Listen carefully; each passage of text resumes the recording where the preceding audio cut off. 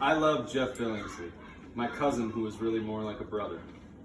We didn't often get to see each other after we grew up and went our separate ways, but Jeff's humor, his intelligence, and his innate sense of fairness will always be with me. What really stands out in my mind is Jeff's sometimes painful honesty, except one time. Jeff was just a few months older, but he was always much bigger and far more athletic than me.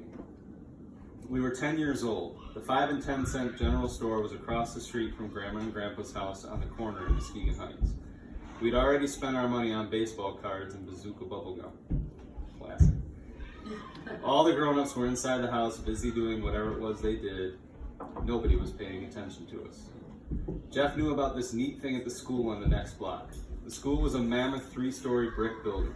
Huge tubes came out of every third window on the 3rd floor. The tubes extended, spiraling, all the way down to the ground. At the bottom, each one had a round door locked shut. They were fire escapes, Jeff explained. How the locked tubes would work in the case of fire is beyond me. But anyway, we could open one of them. It was just big enough for us to fit into it. Inside the tube, you could hear an eerie whooshing echo sound, like you were close to Lake Michigan or listening with your ear up to a huge conch shell. The inside of the tube was polished and slick, but pushing out with hands and feet, we were able to move upward one limb at a time. Climbing up into the spooky darkness and then letting go to slide back down was great fun. "I'm gonna go to the top," Jeff grinned as he clambered in. The climb took him a while. It was a long way up. Even the first floor of the building was well over our heads. The sound of his breathing reverberating out of the tube gradually grew more and more remote, and then the noise of his movement stopped. "Oh!"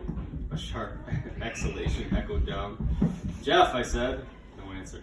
"Jeff, I'm stuck!" he yelled. "Where are you?" I called back. "I'm stuck," he said quieter this time. "I'm at the top. Help me." "What? How?" I looked around to see if there was anyone in sight. A grown-up, maybe. "Climb up. Come help me." "Should I get somebody?" "No. We'll get in trouble. Just come up." So I did, huffing as I clambered up inside the slippery tube.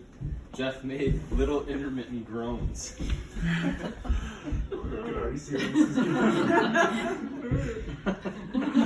"Hurry!"